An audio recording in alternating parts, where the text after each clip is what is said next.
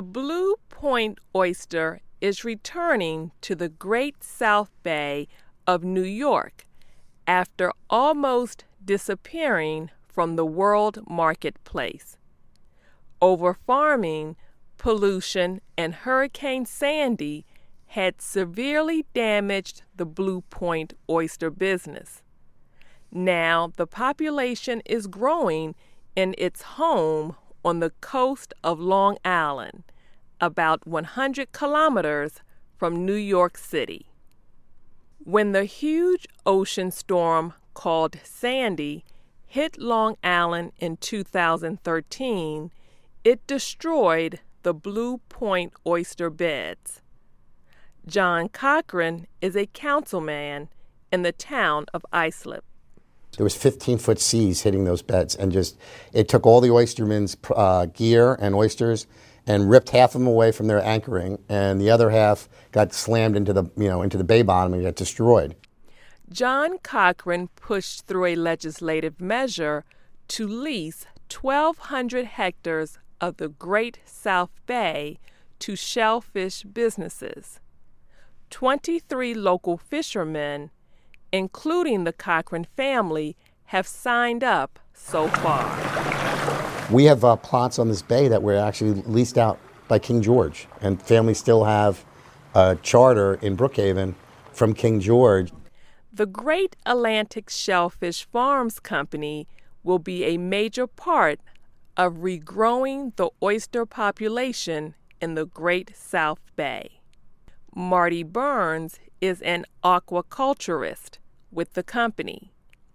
He is responsible for getting adult oysters to spawn, lay eggs, and produce the larvae that turn into millions of oysters. Inside here is where all the larvae go after they have been spawned. The eggs and sperm have mated, and you actually have larvae swimming around here. Marty Barnes grows the plant food of oysters, algae, in large tanks filled with salt water. The larvae absorb their algae diet for about 2.5 weeks. Then baby oysters appear. Looks like a grain in the sand right now. It's amazing. Yeah. Nature. After 6 weeks, millions upon millions of these little oysters are taken to farms in the bay. They are placed in wire boxes to grow to harvesting size. In 18 months, these oysters will be ready for market. Doug Winter is president of Great Atlantic.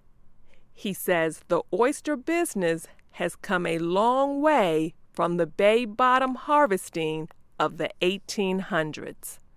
With technology and advancements and the internet, people really being environmentally conscious, there's a big push for aquaculture. You can produce a lot more oysters. You can do it environmentally friendly.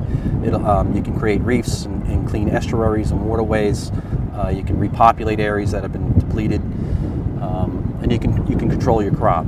The blue point is back, and the oysters are not just good to eat. They are also good to the water.